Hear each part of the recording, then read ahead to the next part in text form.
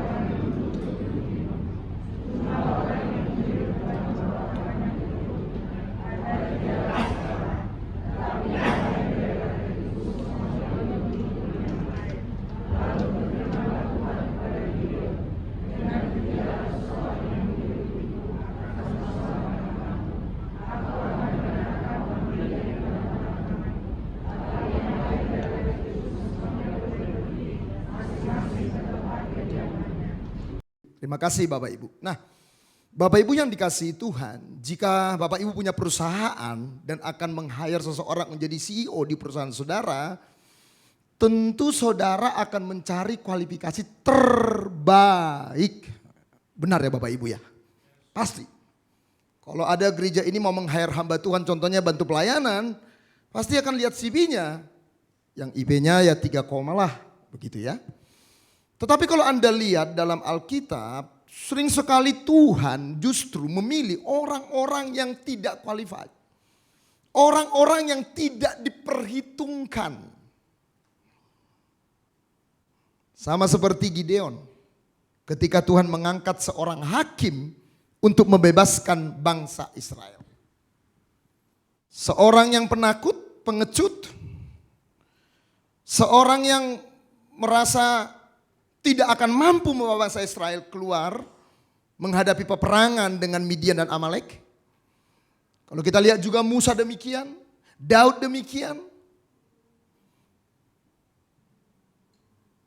Jadi Bapak Ibu yang dikasihi Tuhan, kita bisa melihat bagaimana cara kerja Tuhan berbeda dengan cara kerja dunia. Kita tidak akan memilih seorang pengecut yang lemah seperti Gideon sebagai pembebas atau hakim. Namun Gideonlah yang dipilih menjadi hakim atau alat Tuhan untuk membebaskan umatnya. Dan di sini kita mengerti Gideon tidak dipilih karena dia layak. Panggilan Tuhanlah yang membuatnya menjadi layak.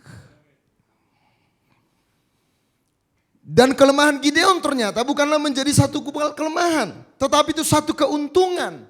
Karena melalui kelemahan ini Tuhan ingin menyatakan kuasanya yang sempurna di saat kita lemah. Saudara, kita kuat dalam Tuhan justru di saat kita paling lemah di dalam kekuatan kita sendiri. Jadi Gideon dipilih bukan karena dia layak, tapi pilihan Tuhan yang membuat dia layak. Saudara dipilih jadi anak Tuhan bukan karena saudara layak, tapi pilihan Tuhan yang melayakkan saya dan saudara sehingga kita menjadi anak-anaknya. Amin saudara. Jadi ini harus mengerti dulu. Supaya saudara bisa mensyukuri anugerah Tuhan dalam hidup saudara. Nggak ada di antara kita yang layak. Tapi pilihan Tuhan melayakkan saya dan saudara. Sehingga saya dan saudara menjadi anak-anaknya. Jadi kita akan melihat bagaimana kelemahan ternyata itu menjadi satu kekuatan. Ketika Tuhan yang ada di dalam kelemahan saya dan saudara. Ada 3 poin saya hari ini. Yang pertama, perlunya menjadi lemah. Agak lain ya Bapak Ibu ya. Biasa dengar khotbah perlunya menjadi kuat. Ini perlu menjadi lemah. Ya seperti film yang lagi viral. Agak lain memang ya. Perlu menjadi lemah. Supaya saudara orang-orang yang hari ini sedang mengalami kelemahan. Anda tidak jadi putus asa dengan semua itu. Yang kedua, penghiburan di dalam kelemahan. Dan yang ketiga, kemenangan dari kelemahan. Nah, tadi kita sudah baca Bapak Ibu yang dikasihi Tuhan. Bagaimana Gideon diperintahkan Tuhan untuk berperang melawan orang Midian. Dan saudara tahu perbandingan tentaranya ini Bapak Ibu. Tentaranya Gideon itu 32.000 orang. Tentaranya Midian 135.000 orang. Rasionya 1:4. Jadi ini peperangan yang tidak seimbang sebenarnya. Benar ya Bapak Ibu ya? 1:4. Ya kalau semua kayak Bruce Lee sih masih bisa menang lah. Kemudian Tuhan bilang begini. Sekarang kamu tanya, yang takut suruh pulang. Ternyata Bapak Ibu yang dikasihi Tuhan. Ya, ada 22.000 orang. Ya. Yang apa? Yang pulang.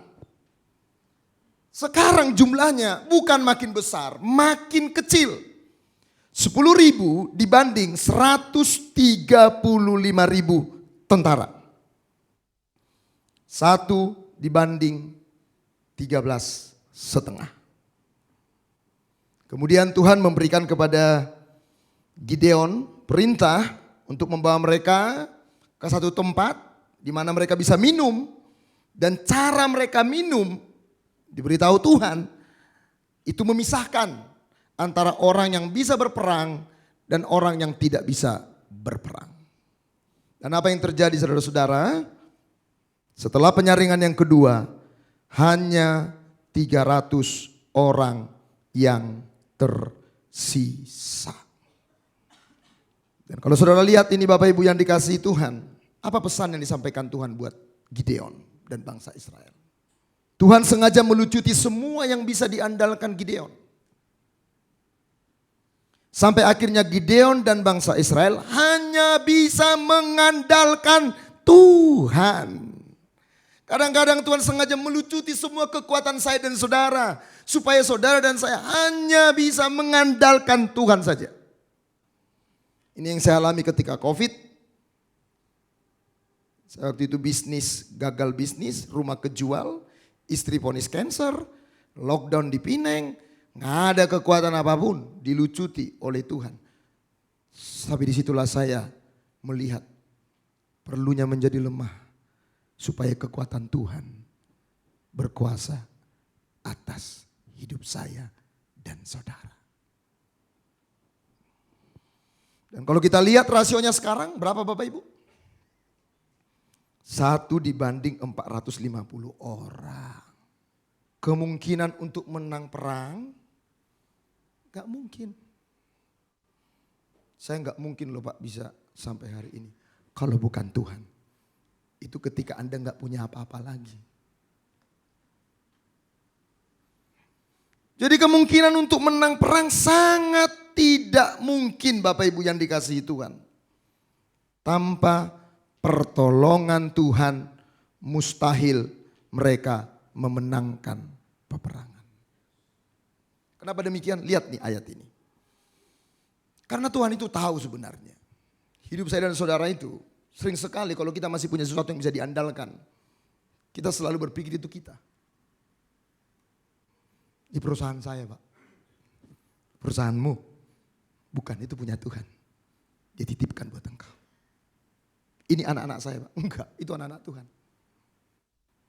Makanya kalau saya ngedoain rumah jemaat, rukun jemaat, usaha jemaat. Saya enggak bilang sama mereka, Bapak Ibu jangan lupa libatkan Tuhan ya. Enggak. Saya bilang jangan lupa ya. Kamu dilibatkan Tuhan untuk pegang usaha ini. Ini punya Tuhan, kamu yang dilibatkan. Halo. Amin saudara. Kalau kita melibatkan Tuhan, kita yang punya, Tuhan tolong dong ikutlah. Kalau Tuhan enggak ada, enggak jalan nih. Bukan. Kita yang dilibatkan Tuhan. Karena semua itu milik Tuhan. Ini sebuah cara pandang yang harusnya menolong saudara untuk bisa rest di dalam kehidupan ini. Karena Anda cuma pengelola, bukan pemilik kehidupan. Lihat saudara-saudara. Berfirmanlah Tuhan kepada Gideon, terlalu banyak rakyat yang bersama-sama dengan engkau itu. Daripada yang ku kehendaki untuk menyerahkan orang Gideon ke dalam tangan mereka. Jangan-jangan orang Israel memegah-megahkan diri terhadap aku. Sambil berkata, tanganku sendirilah yang menyelamatkan aku. Jadi Tuhan bilang terlalu banyak. Kalau kamu nanti menang, kamu bilang itu karena kita yang berperang. Makanya perlu jadi lemah. Supaya saudara sadar, saya sadar. Kita nothing. Amin saudara. Kita nggak bisa sombong.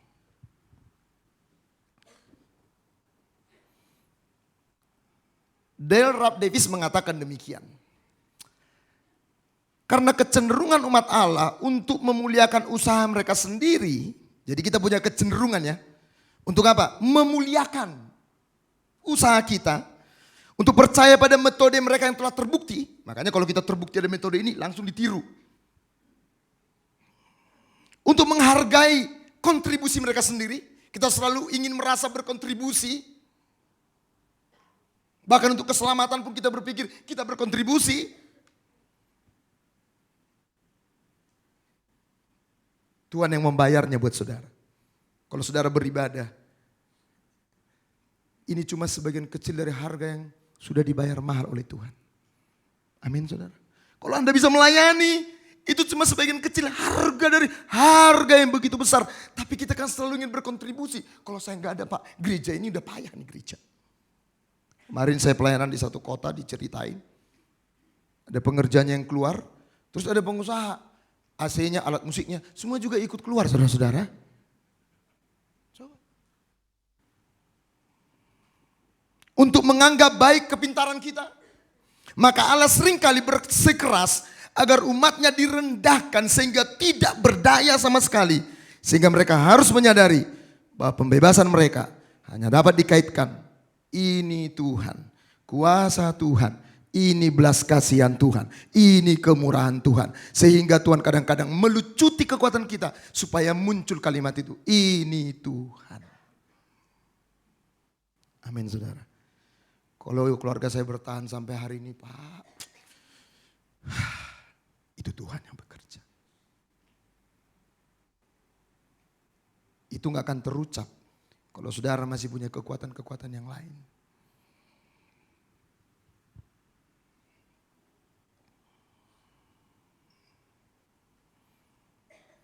Tuhan sengaja melucuti semua yang bisa diandalkan Gideon. Sampai akhirnya Gideon dan bangsa Israel hanya bisa mengandalkan Tuhan saja. Amin saudara. Karena apa? Kekuatan saya, kekuatan kita lebih berbahaya daripada kelemahan kita. Karena kekuatan kita sering sekali membuat kita tidak bergantung kepada Tuhan. Jadi kekuatan saudara dan saya itu lebih berbahaya. Itu yang membuat kita tidak bersandar pada Tuhan, berharap pada Tuhan.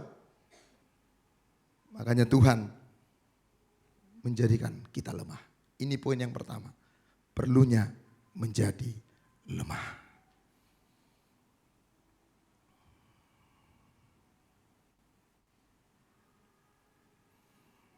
Kalau saudara hari-hari ini mengalami masalah kesehatan, hilang pekerjaan, bisnis, pernikahan,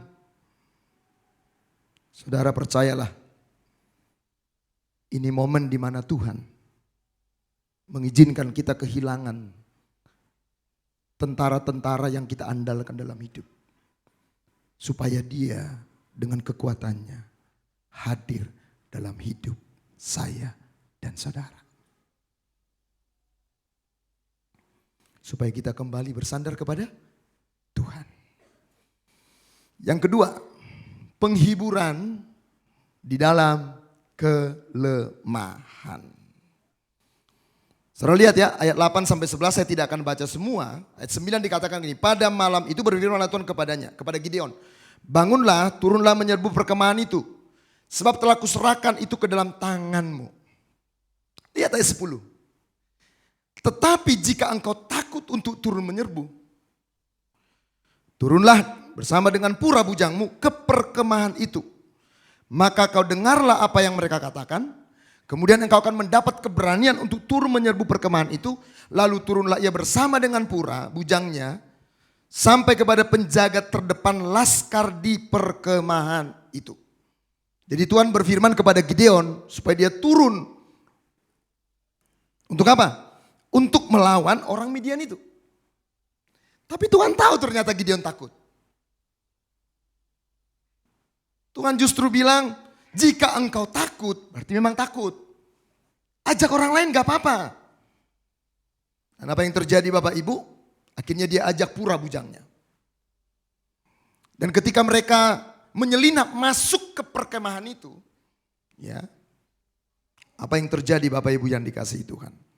Bayangin ya, itu 135.000 tentara.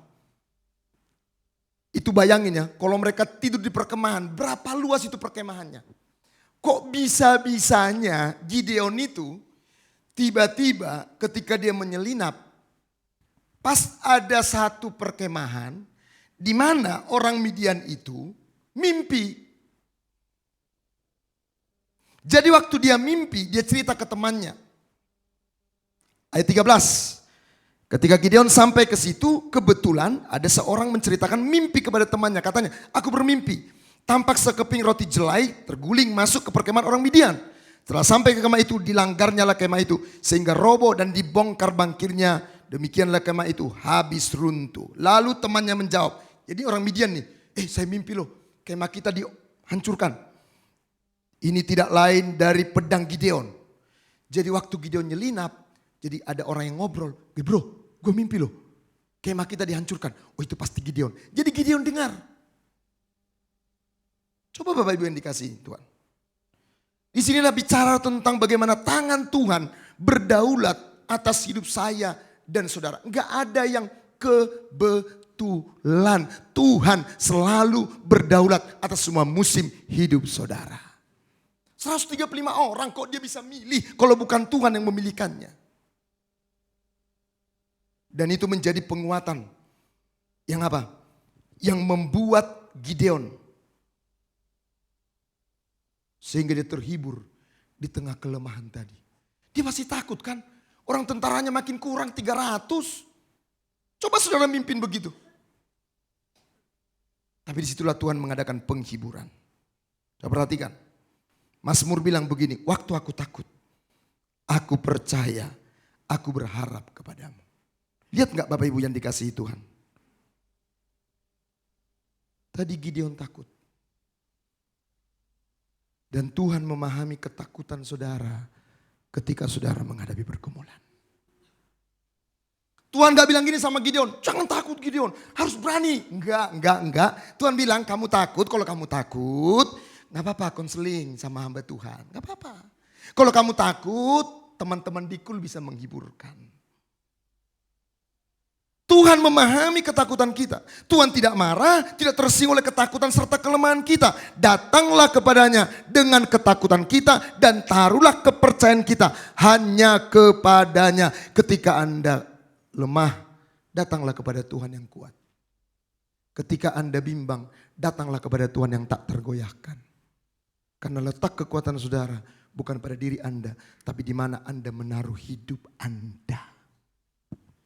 Letak iman saudara bukan terletak pada kekuatan saudara. Iman saudara mungkin ragu, tapi datanglah, taruhlah iman yang ragu kepada Tuhan yang tak tergoyahkan. Imanmu akan baik-baik saja. Taruhlah imanmu yang kecil ke tangan Tuhan yang besar. Letak iman kita yang menentukan di manakah imanmu. Bukan seberapa besar, di manakah imanmu. Dan kalau kita lihat Bapak Ibu yang dikasihi Tuhan, ada hubungan antara ketaatan dan penghiburan. Tadi Gideon disuruh pergi, dia taat walaupun dia takut. Saat kita percaya dan taat melangkah dengan iman kecil, mungkin dia pun ragu. Disitulah kita melihat kesetiaan Tuhan yang menghibur, yang memimpin, yang membimbing saya dan saudara. Belajar taat. Ada contoh-contoh di Alkitab. Di mana mereka di tengah keraguan tapi tetap melangkah. Disitulah penyertaan Tuhan terjadi dalam hidup kita. Yang terakhir, yang ketiga. Kemenangan dari kelemahan. Jadi Bapak Ibu yang dikasihi Tuhan, ketika Gideon punya 300 tentara, 300 tentara ini dibagi 3 pasukan. Dan aneh Bapak Ibu, belum ada strategi perang yang memakai cara seperti ini. Strateginya apa? Saudara lihat ya. Mereka dikasih sangkakala, buyung kosong, dan suluh. Atau obor atau api di dalam buyung itu. Dan Gideon berkata, perhatikanlah aku, lakukanlah seperti yang kulakukan. Maka apabila aku sampai ke ujung perkemahan itu, haruslah kamu lakukan seperti yang aku lakukan. Apabila aku dan semua orang bersama dengan aku meniup sangkakala, maka haruslah kamu juga meniup sekeliling seluruh perkemahan itu dan berseru demi Tuhan dan demi Gideon. Dan apa yang terjadi saudara tahu? Akhirnya orang Midian saling membunuh satu sama lain. Strategi Gideon yang aneh berhasil bukan karena strateginya. Namun karena Tuhan yang berperang bagi mereka. Karena ini enggak masuk akal strategi begini. Nggak ada di buku militer dipelajari. Nggak ada kisah perang yang bisa mengalahkan 135 orang dengan 300 tentara. Senjatanya sangkakala, pelita, kemudian apa lagi saudara-saudara? Bejana. Gak mungkin. Dan Tuhan membuat pasukan, Tuhan membuat pasukan Midian saling berlawanan satu sama lain. Saudara perhatikan. Saudara baca ini. 1, 2, 3.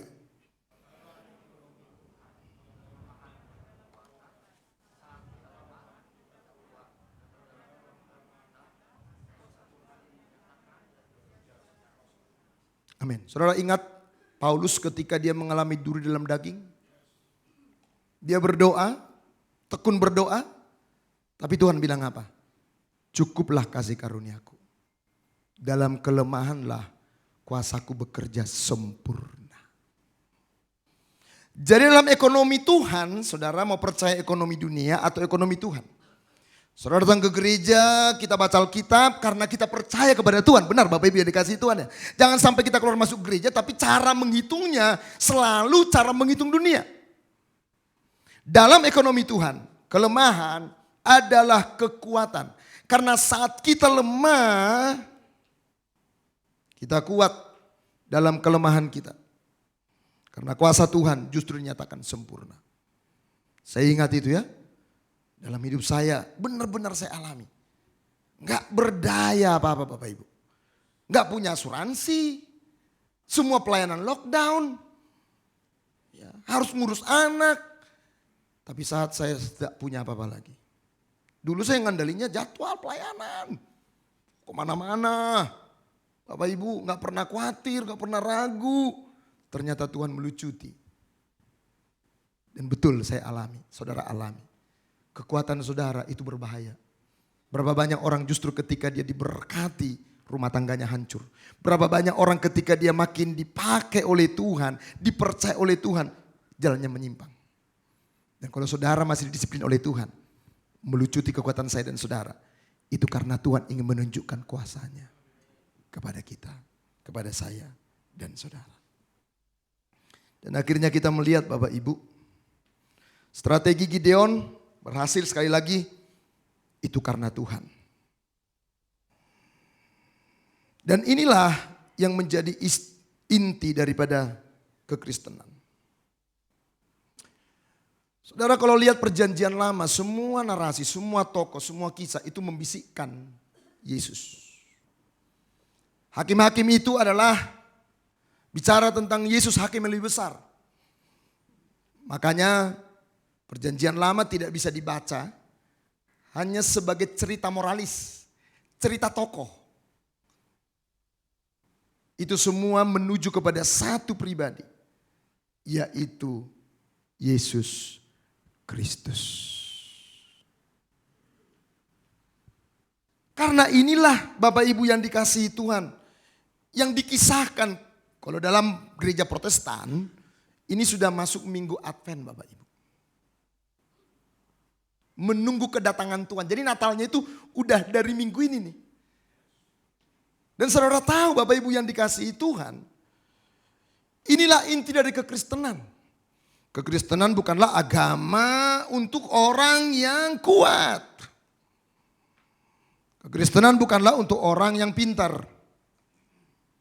Itulah sebabnya Yesus menjumpai gembala-gembala yang bodoh. Yang lemah. Itulah sebabnya Yesus datang di palungan. Kehilangan semuanya, meninggalkan kemuliaan Allah, menjadi manusia, sangat lemah. Di antara saudara tidak ada yang lahir di palungan, tidak ada yang lahir di kandang, gak ada. Tapi Tuhan saya, Tuhan saudara, dia memilih menjadi begitu sangat lemah, sangat miskin, sangat tidak berdaya.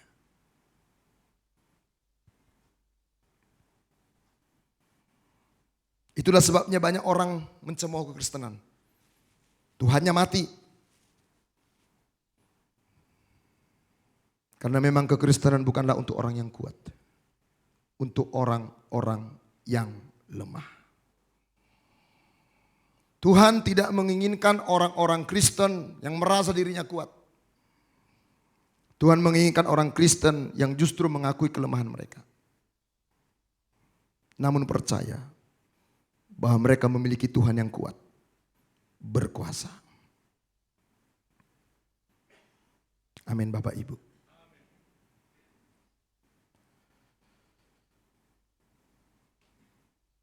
Gideon adalah orang yang lemah, dari keluarga yang lemah, suku yang kecil yang lemah.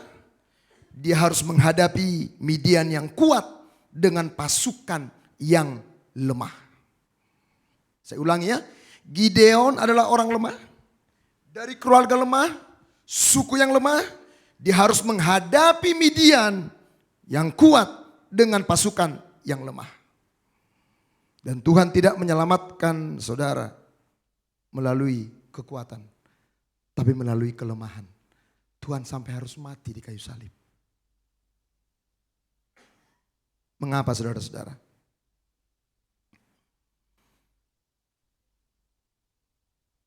Itulah kabar baik Injil yang perlu terus menghampiri saya dan saudara.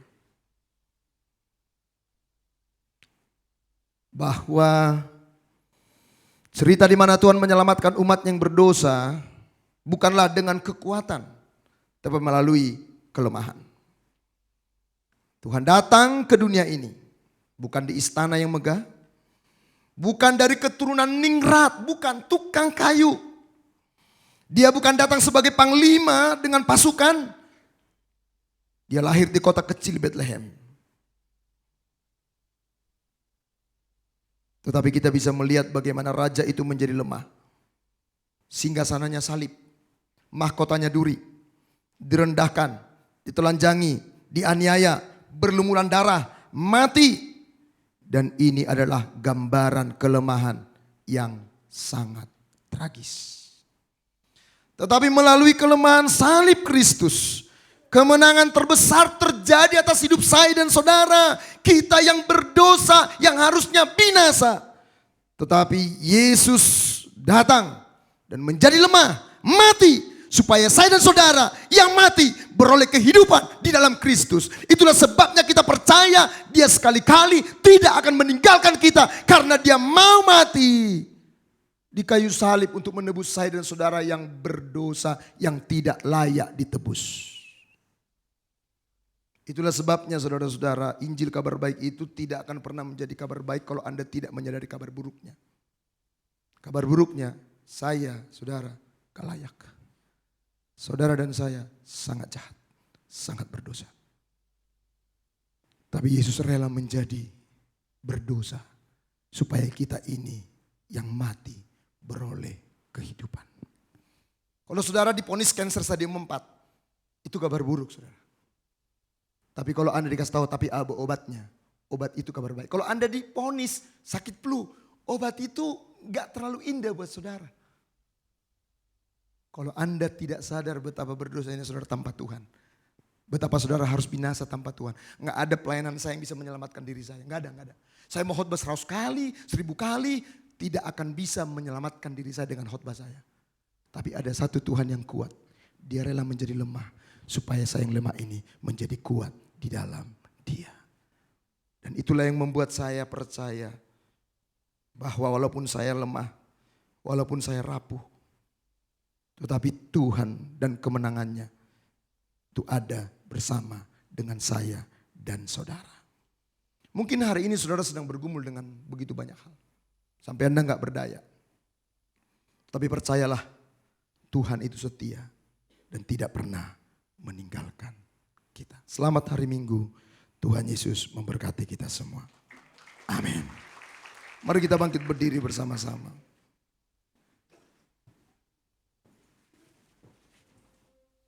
Kasih Tuhan.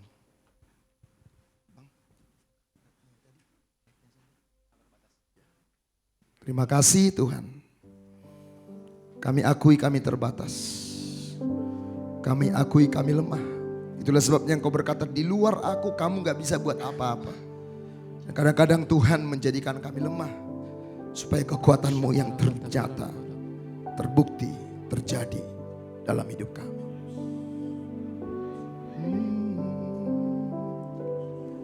Tak terbatas kuasa-Mu, tak terduga cara-Mu. Kau yang kuandalkan di setiap langkah hidupku. Amin, amin. Tak terbatas kasih-Mu, tak terduga jalan-Mu. Kau yang ku percaya di segala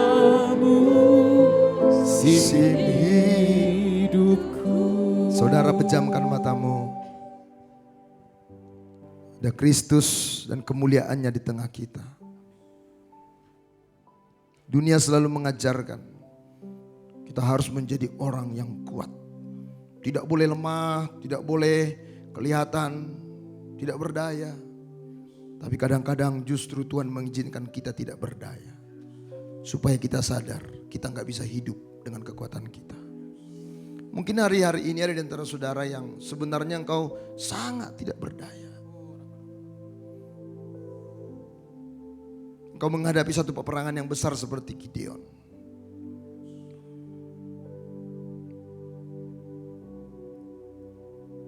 Sehingga akhirnya engkau merasa tidak berdaya menghadapi pergumulan itu. Tapi engkau tidak perlu takut. Karena Tuhan ada bersama dengan engkau. Dia pernah begitu tidak berdaya, begitu lemah. Dia pernah mengalami sampai harus mati. Yesus datang bukan dengan kekuatan, tapi datang dengan kelemahan. Supaya siapa di antara saudara dan saya yang paling lemah hari ini datang beribadah, engkau datang kepada Tuhan yang dapat memahami seluruh kehidupan. Kalau engkau hari ini dalam keadaan yang kuat, ingatlah, jangan bermegah karena kekuatanmu. Paulus berkata, janganlah orang bermegah karena kepintaran, kekayaan, kekuatan. Tapi barang siapa bermegah, hendaklah bermegah dalam salib. Lihat saudara, saudara dan saya sebenarnya tidak layak. Tapi ada satu pribadi yang mau bayar harga yang begitu mahal untuk selamatkan saya dan saudara. Kalau hari ini saudara diberkati Tuhan, itu bukan karena engkau, itu karena anugerah Tuhan. Tapi kalau hari ini pun engkau lemah, tidak berdaya, jangan putus asa. Karena justru kekuatan Tuhan bekerja sempurna di saat saudara tidak bisa berbuat apa-apa lagi. Kalau engkau takut terhadap masa depan anak-anakmu, datang sama Tuhan. Tuhan mengasihi kejujuranmu. Tuhan, aku takut untuk masa depan anak-anakku. Tuhan, aku takut untuk masa depan rumah tanggaku. Aku takut Tuhan untuk masa depan kesehatanku. Aku sudah berbulan-bulan, bertahun-tahun mengenai penyakit ini. Percayalah, saat kita lemah, kekuatan Tuhan bekerja sempurna. Sampai saudara tidak bisa berbuat apa-apa lagi, sepenuh-penuhnya Tuhan yang berbuat dalam hidup saudara. Hari ini saya ingin berdoa buat saudara. Engkau mau berkata, Tuhan, aku sebenarnya sangat lemah hari ini. Aku sangat tidak berdaya. Tapi dihiburkan oleh kebenaran ini. Saat lemah, kuasa Tuhan bekerja sempurna. Taatlah. Mungkin engkau ragu, tapi lakukan. Tuhan akan menghiburkan. Dan engkau akan lihat bagaimana kemenangan dari Tuhan. Karena di kayu salib, Dia sudah rela menjadi sangat lemah, bahkan sampai mati. Supaya kita yang mati hidup. Supaya kita yang lemah jadi kuat. Supaya kita yang berdosa jadi benar. Dia tidak datang dengan kekuatan, tapi datang dengan kelemahan. Supaya siapapun di antara engkau hari ini yang paling lemah di tempat ini, kau tahu ada Tuhan bersama dengan engkau. Bapak, aku berdoa untuk semua anak-anakmu di tempat ini. Kami sering kelihatan kuat, tapi sebenarnya kami sangat rapuh. Kami sering menutupi kelemahan kami. Kadang-kadang ada stigma, perasaan, ketakutan, dianggap kami kurang beriman. Tetapi Engkau memahami semua ketakutan dan kelemahan kami. Bahkan Engkau mengizinkan itu terjadi, supaya kami kembali bisa mengalami kasih karunia-Mu yang sempurna atas hidup kami. Supaya kami bergantung kembali kepada Engkau. Karena itu berkati anak-anak-Mu di tempat ini. Setiap hati mereka yang lemah dikuatkan. Hidup mereka yang mungkin terpuruk ditopang oleh Tuhan, bahkan diangkat oleh Tuhan. Karena Engkau bukan cuma tahu semua kelemahan kami, tapi Engkau mengalami semua itu. Engkau pernah melalui semua itu. Itulah sebabnya kami tidak pernah ditinggalkan. Terima kasih Tuhan. Kemenangan kami tidak ditentukan oleh kekuatan kami, tapi ditentukan oleh Tuhan kami. Karena itu kami percaya kepada Engkau. Karena Engkau sudah membuktikan sampai mau mati bagi kami, mengalahkan maut, bangkit dan hidup, sehingga hidup kami berkemenangan karena Kristus yang sudah melakukannya bagi kami. Terima kasih Tuhan. Dalam nama Yesus kami berdoa. Yang diberkati sama-sama katakan amin. Sekarang terima berkat Tuhan. Kasih karunia berlimpah-limpah daripada Allah Bapa di dalam Anak yang tunggal Yesus Kristus. Persekutuan yang manis dengan Roh Kudus menyertai kita semua. Mulai hari ini sampai Tuhan Yesus datang menjemput kita di awan-awan. Dan bahkan sampai selama-lamanya. Yang percaya bersama-sama katakan amin. Engkau yang termulia di bumi di surga, termasuk perkasa selamanya. Oh, Engkau yang berkuasa di dalam segala